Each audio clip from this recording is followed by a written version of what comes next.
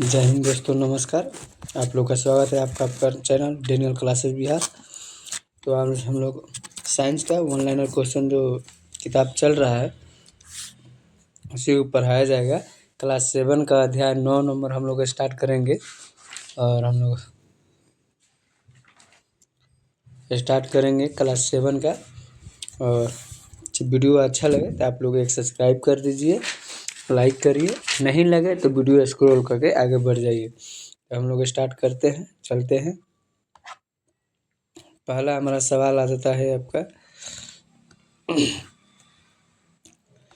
हमारा पहला सवाल है आपका, चाल का मूल मात्रक क्या होता है? तो मीटर स्क्वायर होता है, मीटर प्रति सेकंड होता है आपका, मीटर प्रति सेकंड।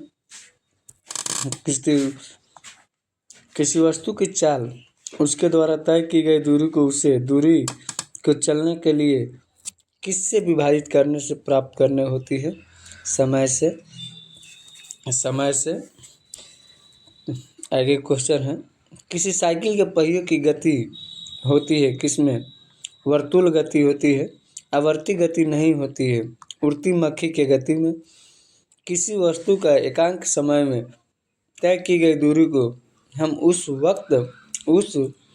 वस्तु को कहते हैं चाल। फिर आगे की तरफ बढ़ते हैं हम लोग। आके नेक्स्ट क्वेश्चन में चाल बराबर क्या होता है? तय की गई कुल दूरी बटा लिया गया कुल दूरी होता है आपका। नेक्स्ट सवाल आपका होता है, यदि किसी समय सरल रेखा को अनुचित गति करने वाली वस्तु की चाल परिवर्तित होती रहती है तो वस्तु की चाल कही जाती है आसमान में। यदि विपरीत किसी सरल रेखा के अनुदिश वस्तु की नियत चाल से गति कहलाती है, एक समान कहलाती है।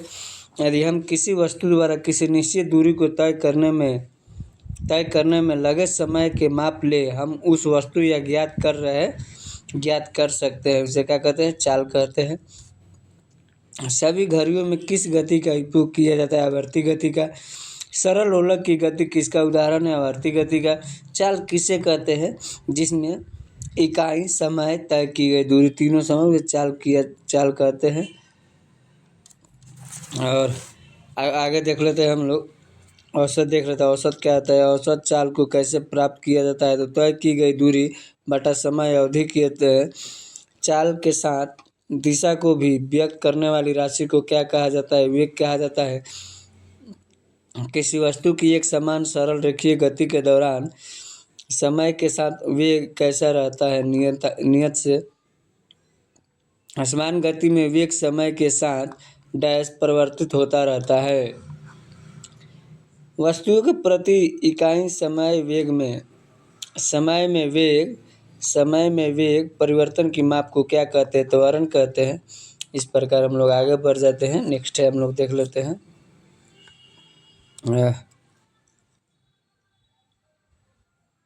किसी वस्तु द्वारा प्रति सेकंड तय की गई दूरी को क्या कहा जाता है? चाल कहा जाता है। किसी वस्तु के वेग में परिवर्तन की दर को क्या कहा जाता है? तो आपका त्वरण कहा जाता है। एक समान वेग से चल रही किसी वस्तु के वेग में वेग तथा समय के गुणनफल से प्राप्त होता है, उसे क्या कहते हैं? विस्थापन कहते हैं। एक सरल रेखा में चल रही वस्तु वेग तथा समय के गुणनफल को क्या कहते हैं? विस्थापन किया जाता है। एक समान चाल के लिए समय के साथ तय की गई दूरी का ग्राफ कैसा होता है? सरल रेखा ग्राफ होता है। दूरी के साथ किसी वस्तु की स्थिति परिवर्तन को किस ग्राफ द्वारा व्यक्त किया जाता है? तो दूरी समय ग्राफ द्वारा। एक माइक्रोसेकंड का कौन सा भाग होता है? 10 लाख होता है। एक माइक्रोसेकंड का कौन सा भाग होता है? 10 लाख। झूले की गति को सरल रेखीय गति नहीं है। झूले की गति जो हमारा है, झूले की गति सरल रेखीय गति नहीं है। सरल लोलक एक दोलन पूरा करने में जितना समय लगता है उसे सरल लोलक आलोलक कहते हैं। आवर्तकाल कहते हैं, उसे आवर्तकाल कहते हैं। इसी प्रकार हम लोग बढ़ जाते हैं आगे की तरफ। उसमें देख लेते हैं हम लोग आपका क्वेश्चन है इसमें, किसी तार में विद्युत धारा प्रवाहित करने पर वह तार चुंबक भांति व्यवहार करता है। वह तार चुंबक की भांति व्यवहार करता है। ऐसे पहले व्यक्ति कौन थे जिन्होंने विद्युत धारा के इस चुंबकीय प्रभाव को देखा था? कौन थे आपका विद्युत धारा के चुंबकीय प्रभाव को देखा था? हैंस क्रिश्चियन आस्ट्रेड थे। फिर हम लोग आगे बढ़ जाते हैं, आगे देख लेते हैं क्वेश्चन। फिर विद्युत फ्यूज नोट्स में है ये। विद्युत फ्यूज का उपयोग लघु पथन शॉर्ट सर्किट रोकने हेतु होता है। विद्युत फौज शॉर्ट सर्किट रोकने हेतु होता है। थॉमस अल्वा एडिसन जो बल्ब का आविष्कार किए थे, थॉमस अल्वा एडिसन ने विद्युत बल्ब, ग्राफोफोन, चलचित्र कैमरा तथा कार्बन प्रेशर का आविष्कार किए थे। दोस्तों ये हमारे दृष्टिकोण से बहुत इम्पोर्टेंट है, आप लोग इसको ज़्यादा ध्यान से देख लीजिए। 4-5 लगा देते हैं, VVI में आ जाता है इसलिए। नेक्स्ट क्वेश्चन हम लोग देख लेते हैं। विद्युत सेल के प्रतीक में लंबी रेखा किस टर्मिनल को निरूपित करती है? विद्युत सेल में प्रतीक में लंबी रेखा किस टर्मिनल को निरूपित करती है? तो धन टर्मिनल को करती है। विद्युत सेल की प्रतीक में छोटी एवं मोटी रेखा किस टर्मिनल को निरूपित करती है? ऋण टर्मिनल को। संयोजक तार किसकी बनी होती है? तांबे की। संयोजक तार किसकी बनी? तांबे की बनी होती है। कौन सा एक पदार्थ बहुत कठोर और तन्य होता है? नाइक्रोम होता है आपका। विद्युत सेल में कितने टर्मिनल होते हैं? 2 होते हैं। विद्युत सेल में कितने टर्मिनल? 2 होते हैं। सेलों की संयोजक कैसे किया जाता है? धन टर्मिनल को ऋण टर्मिनल से।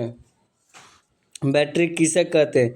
2 या 2 से अधिक सेलों के संयोजन को बैटरी कहते हैं। फिलामेंट किससे कहते हैं? फिलामेंट, बल्ब में एक पतले तार को फिलामेंट कहते हैं। बल्ब, वाइट वाला बल्ब में देखेंगे बीच में जो रहता है उसे फिलामेंट बोला जाता है। विद्युत द्वारा किस प्रभाव के कारण बल्ब पर तंतु उच्च ताप तक मार्ग होकर दीप्त रह जाती है? ऊष्मीय प्रभाव के कारण। विद्युत धारा कौन सा प्रभाव उत्पन्न करती है? चुंबकीय प्रभाव। विद्युत धारा प्रभावित होने में उसके पास रखी हुई चुंबकीय सुई में विक्षेपण होता है। यह किसने देखा था? हैंस क्रिश्चियन आस्टेड ने। फिर हम लोग आगे की तरफ बढ़ जाते हैं, क्वेश्चन देख लेते हैं। वीडियो लंबा हो जाता है इसलिए छोटा टॉपिक का पढ़ाया जा रहा है एक अध्याय के लिए। हम लोग फिर देखते हैं। विद्युत परिपथों को जोड़ने में प्रयोग होने वाले तार संयोजित तार समापन नहीं होते हैं। कौन? उसे गर्म कहते हैं। गर्म। विद्युत चुम्बकीय प्रेरण की खोज किसने किया था? तो फ्राडे ने किया था। वास्तव में विद्युत जनित्र कौन है? वास्तव में विद्युत जनित्र आपका ऊर्जा का परिवर्तक की तरह कार्य करता है। विद्युत जंत्रीन का सिद्धांत आधारित है किस पे आधारित है? विद्युत चुम्बकीय प्रेरणा पर। लघुपोथन के समय परिपथ में विद्युत धारा का समान बहुत अधिक बढ़ जाता है। विद्युत धारा उत्पन्न करने के नियुक्ति को क्या कहते हैं? जनित्र कहते हैं। विद्युत परिपथ में विद्युत द्वारा मापी किसमें की जाती है? एमीमीटर में। विद्युत परिपथ में विद्युत धारा की माप किससे की जाती है? तो एमीमीटर से। इलेक्ट्रिक बल्ब की खोज किसने किया था? थॉमस अल्वा एडिसन ने। बल्ब का, इलेक्ट्रिक बल्ब का खोज किसने किया? थॉमस अल्वा एडिसन ने। चुंबक के तारों और वहाँ क्षेत्र जिसमें चुंबक के प्रभाव का अनुभव किया जा सकता है क्या कहलाता है? चुंबकीय क्षेत्र कहलाता है। चुंबकीय सुई किस तरफ संकेत करती है? आपको नॉर्थ साइड में, उत्तर में। चुंबक बनाने के लिए प्राय किस पदार्थ का क्षर का व्यवहार किया जाता है? नर्म लोहा का। फैराडे का नियम संबंधित है विद्युत अपघटन से। जब किसी तार से होकर धारा प्रवाहित होती है तो प्रत्येक बार कपास की सुई विक्षेपण होता है। इस विक्षेपण पर सर्वप्रथम किसका ध्यान गया था। तो हैंस क्रिश्चियन अस्टेट का क्रिश्चियन अस्टेट का हम लोग नेक्स्ट बढ़ जाते हैं। फिर हम लोग आ जाते हैं, इसमें देख लेते हैं कौन सा उपकरण परिपथ में विद्युत धारा का पता लगता है। कौन सा उपकरण परिपथ में विद्युत धारा का पता लगता है गैल्वेनोमीटर में। कौन सा उपकरण विद्युत चुम्बकीय प्रेरणा की घटना पर आधारित जनरेटर है। फ्यूज में प्रयुक्त होने वाला तार को क्या विशेषता होती है। ऊंच होती है, उच्च प्रतिरोध शक्ति और निम्न गलनांक होती है इसका। विद्युत परिपथ कनेक्शन कितने प्रकार के होते हैं। 2 प्रकार के होते हैं। विद्युत परिपथ में लघु पथ अथवा अतिपरण के कारण होने वाली हानि से सुरक्षा का महत्वपूर्ण युक्ति कौन होता है। फ्यूज होता है, ऑटोमेटिक कट देता है। विद्युत चुम्बकीय बनाने के लिए प्राय किस पदार्थ को जड़ का प्रयोग किया जाता है। नर्म लोहा का। विद्युत चुम्बक बनाने के लिए प्राय किस पदार्थ के छड़ का उपयोग किया जाता है। नर्म लोहा का। नर्म लोहा का।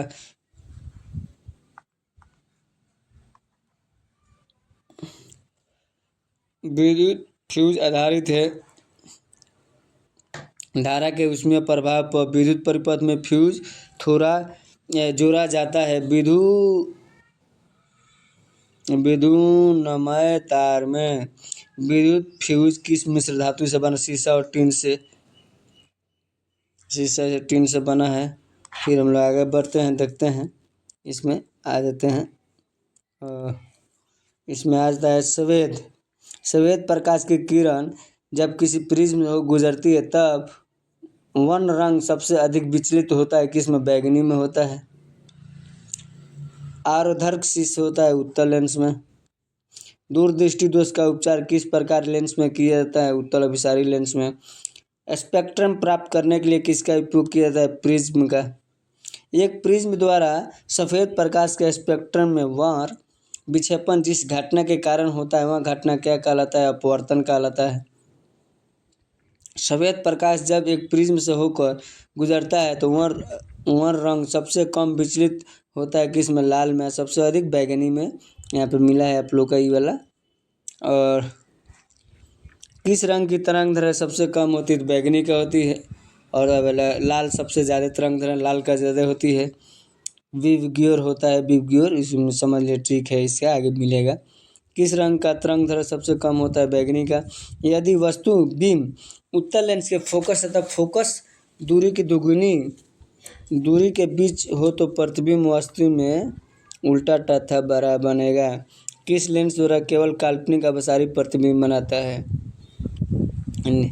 अवतल लेंस द्वारा। निकट दृष्टि दोष का उपचार किस प्रकार लेंस से किया जाता है। अवतल या अपसारी लेंस का। किसी बिंदु वस्तु से निकलकर किरणों को लेंस को अपवर्तित होकर जिस बिंदु पर मिलते उसे क्या कहते हैं। प्रतिबिंब कहते हैं। वास्तविक में उल्टा प्रतिबिंब कौन बनाता है। उत्तल लेंस। उत्तल लेंस को क्या कहते हैं। अभिसारी लेंस भी कहते हैं। आगे मिला है। अवतल लेंस को अपसारी लेंस भी कहते हैं। दोनों का सेम है इसमें।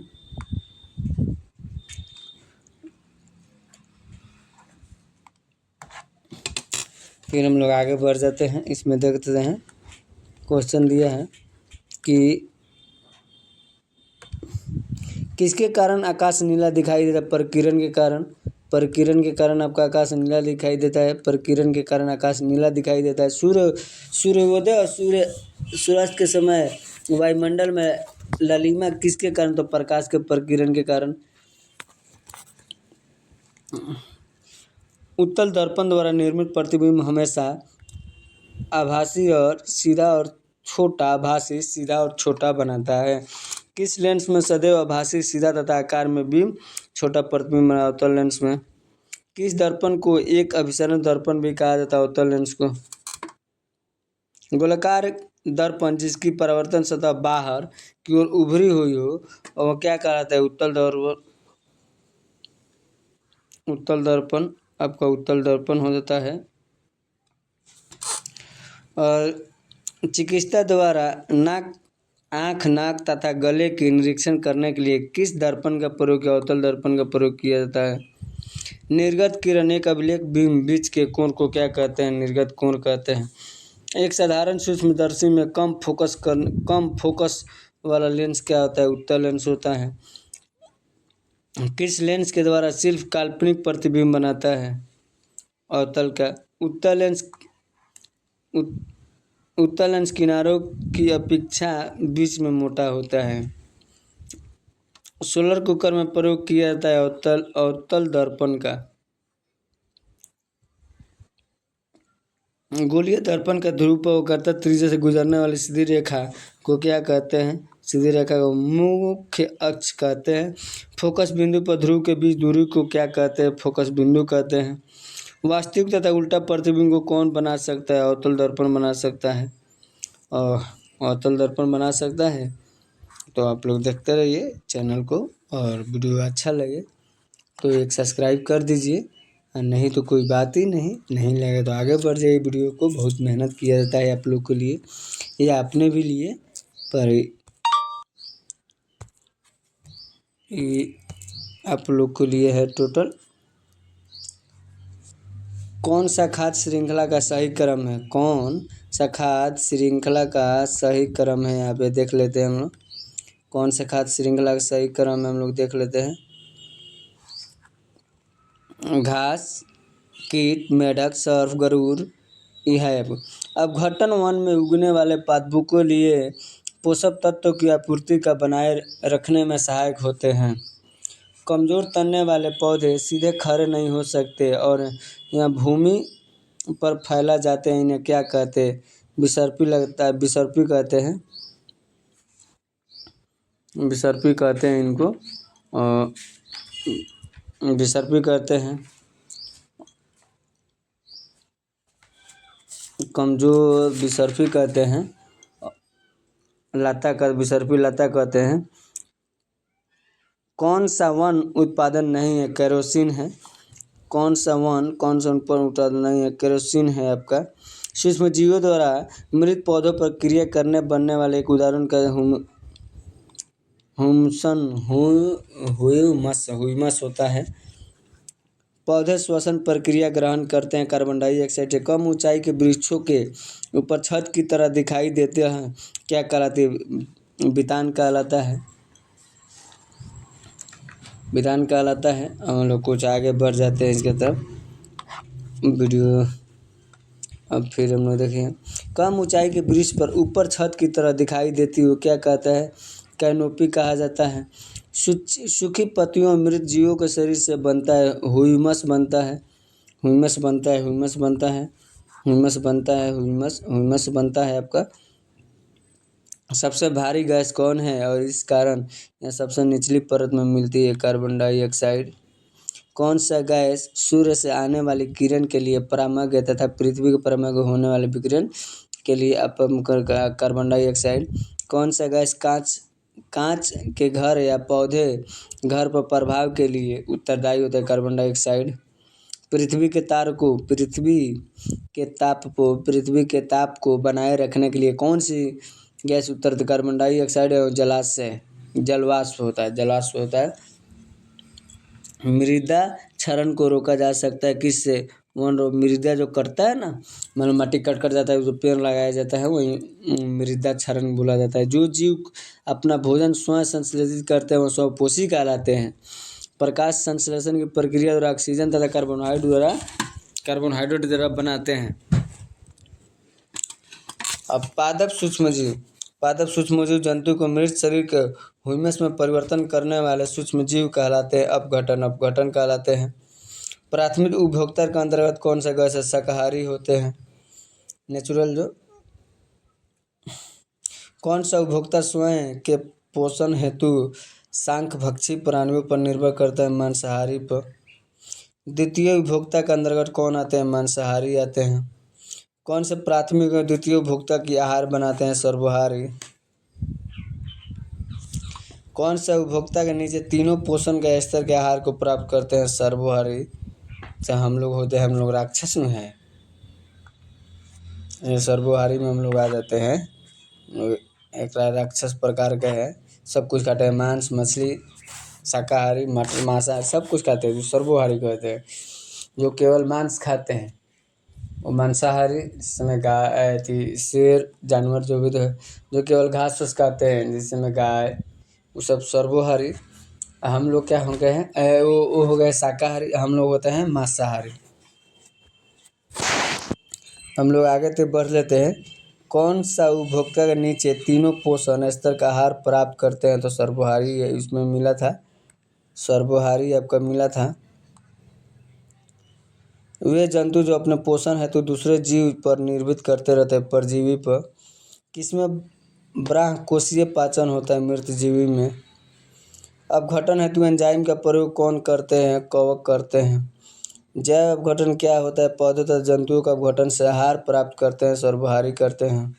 कौन सा गैस अन्य पदार्थों के साथ मिलाकर जलने का कार्य करता है, ऑक्सीजन कहते हैं। प्राथमिक में ऊर्जा का प्राथमिक या मुख्य स्रोत क्या होता है, सूर्य का प्रकाशन। पर्यावरण के अजय अभय का उदाहरण होता है वायुयान, वायुयान होता है।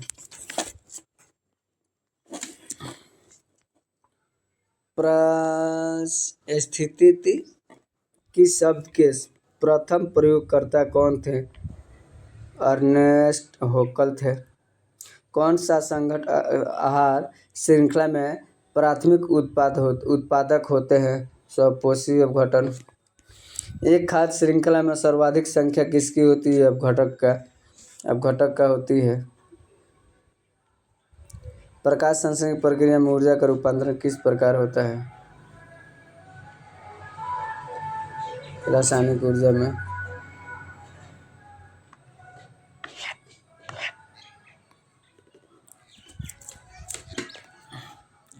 किस अंतर्गत जंतु आते हैं जो अपने भोजन किस अंतर्गत जंतु आते हैं जो अपने भोजन के लिए स्वयं पौधों जंतु या दोनों पर निर्भर रहते हैं, परपोषी में आते हैं। कौन सा अपना भोजन मुख्यतः पौधों से प्राप्त करते हैं, शाकाहारी।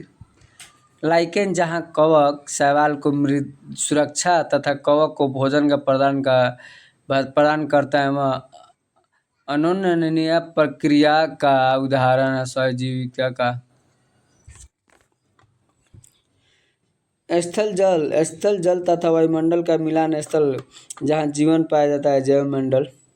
पृथ्वी पर पेड़ और पौधों तथा जीव जंतुओं सहित सभी प्रमुख परिस्थिति बायोम के किस गैस की प्रतिशत मात्रा आयतन में वायुमंडल में सबसे कम है।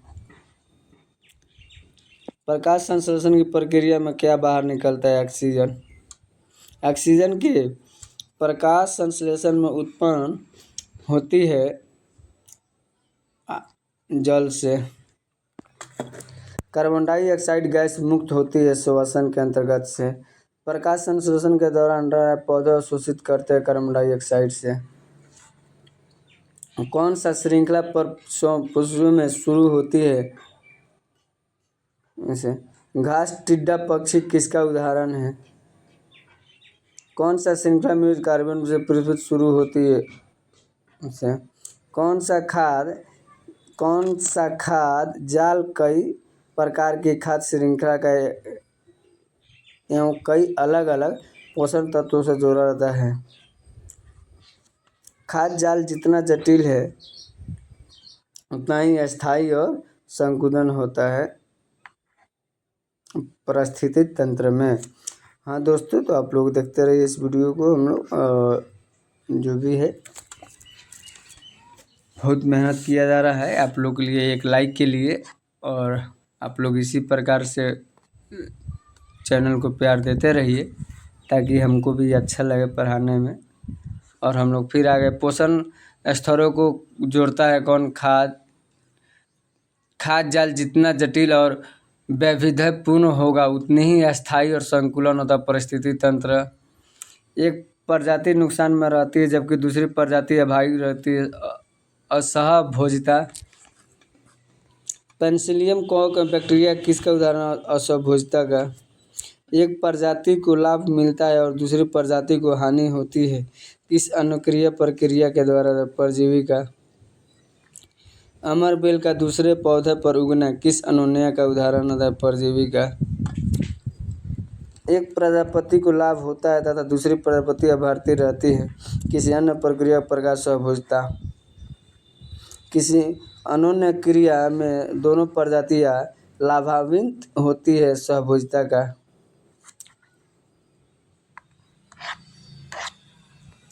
अब हम लोग अध्याय 13 देख लेते हैं। इसका में है प्रतिवर्ष दुनिया भर में विश्व जल दिवस कब मनाया जाता है? 22 मार्च को, 22 मार्च को, 22 अप्रैल को और 22 मई को। ये आप लोग को याद रखना है। यहाँ पे हो जाता है आपको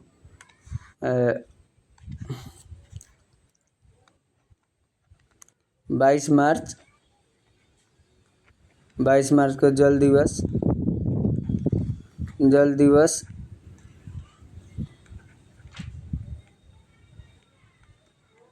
जल दिवस,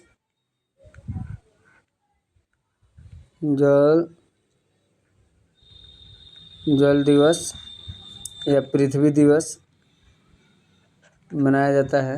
और 22 अप्रैल को 22 अप्रैल को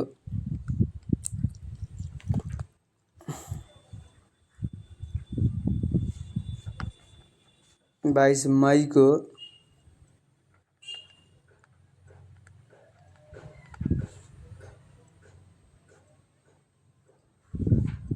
जल दिवस नहीं, यहाँ पे पृथ्वी दिवस नहीं है।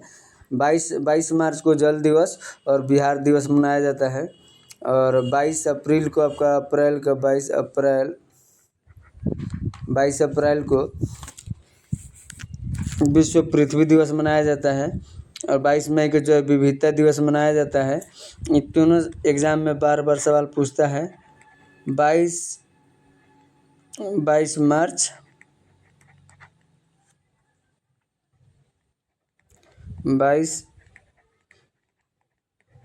अप्रैल, 22 मई, ये आप लोग को तीनों देख के रखना है। जल दिवस, बिहार दिवस, पृथ्वी दिवस और ये जैव विविधता दिवस, ये बार बार आप लोग को आ जाता है। प्रतिवर्ष दुनिया भर में विश्व जल दिवस कब मनाया जाता है? 22 मार्च को।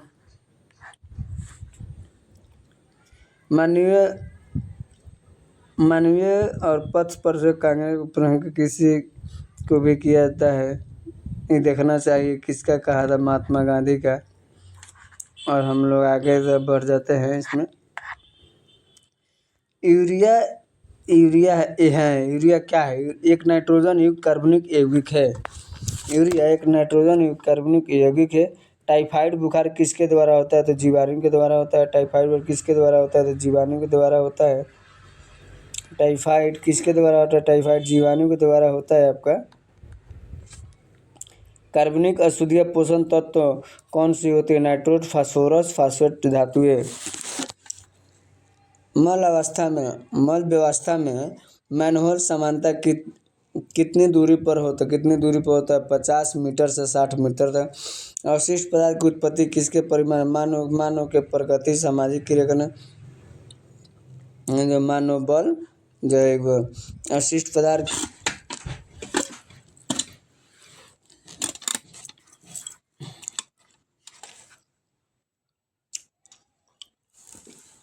सीवर का प्रमुख क्या है? सीवर का प्रमुख क्या है? मल विसर्जन की व्यवस्था। सीवर की प्रमुख क्या है? मल विसर्जन की व्यवस्था होता है आपका। अपांक से कौन सी गैस बनाई जाती है? जैव विविधता। अपांक क्या है? दूषित जल में विद्यमान ठोस अशुद्धियाँ होती है। दूषित जल जनित रोग क्या होता है? मलेरिया होता है। वातावरण जल में वायु का प्रवाह होता है। वायु मल के चारों ओर कौन से वृक्ष लगाए जाते हैं?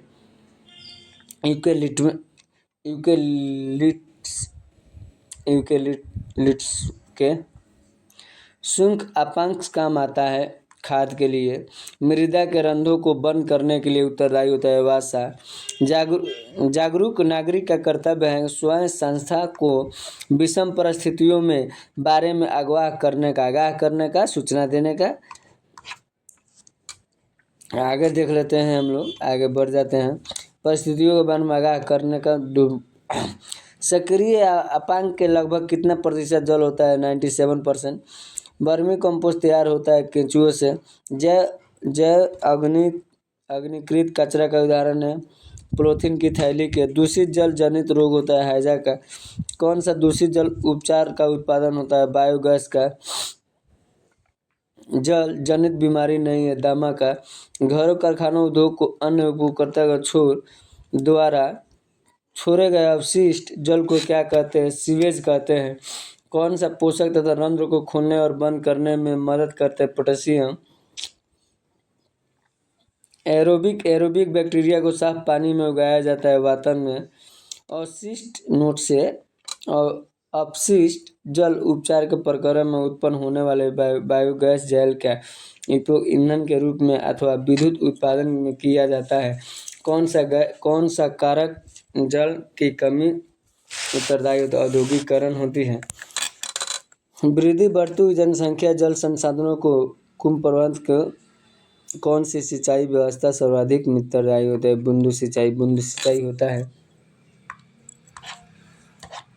हम लोग का सेशन ख़त्म हो गया, लास्ट हम लोग का यही है। फिर आप लोग एक बार देख लीजिए हमारा। दोस्तों इतना मेहनत किया जा रहा है और चैनल आप लोग को अच्छा लगे तो एक सब्सक्राइब कर दीजिए। डैनियल क्लासेस बिहार जो यूट्यूब पे है, नए चैनल क्रिएटर नए हैं, हम लोग मेहनत करें, अपना अनुभव आप लोगों के बीच में दर्शाया जा रहा है तो आप लोग जरूर अवश्य इसको कीजिए, सब्सक्राइब कीजिए। फिर हम लोग मिलेंगे अगला वीडियो के साथ। अब हम लोग आएंगे अध्याय 8 पढ़ेंगे।